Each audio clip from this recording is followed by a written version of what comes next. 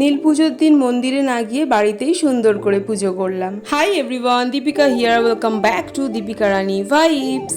কাল তো ছিল নীল পুজো, দিকে সকাল সকাল ঘুম থেকে উঠে স্নান শেষ হওয়া চলে গেছি ঠাকুর ঘরে। অল্প অল্প করে জোগাড় করতে করতে প্রায় অনেকটা লেট হয়ে গিয়েছিল। সমস্ত জোগাড়জাতি কমপ্লিট করে বাবাকে অভিষেক করে বাবাকে ভোগ নিবেদন করে এদিকে মাকে বললাম ফুলগুলো তুলে দিতে। ফার্স্টে আমি পুজো করে নিলাম, দেন আমার পুজো হয়ে যাবার পর মা এসে পুজো করলো। জানো তো প্রতি বছর না নীলের বাতির দিন মা মন্দিরে গিয়ে পুজো করে, কিন্তু আগের বছর আমাদের এক্সপিরিয়েন্স এতটাই খারাপ ছিল মন্দিরে গিয়ে যে সেটা আর বলার নয়। আর মায়ের তো এবছর শরীরটা একটু খারাপ, তাই মাকে বললাম মা মন খারাপ করো না, বাড়িতেই সুন্দর করে পুজো করে নিও। আমার পুজো হয়ে যাবার পর মা এদিকে আমাকে একটা ডাব কেটে দিয়েছিল, আমি এদিকে ডাবের জল খাচ্ছিলাম আর এই দেখো উনি এসে দেখছেন আমি কি খাচ্ছি। দেন মাকে বললাম একটা নারকেল কেটে দিতে, মা যেহেতু এখন খাবে না, মায়ের খেতে খেতে প্রায় রাত হয়ে যাবে, তো ঠাকুরকে ভোগে যে ফলগুলো দিয়েছিলাম মা সেইগুলো থেকে অল্প অল্প করে আমাকে কেটে দিয়েছে, আমি সেটা খেয়ে উপোস ভাঙলাম।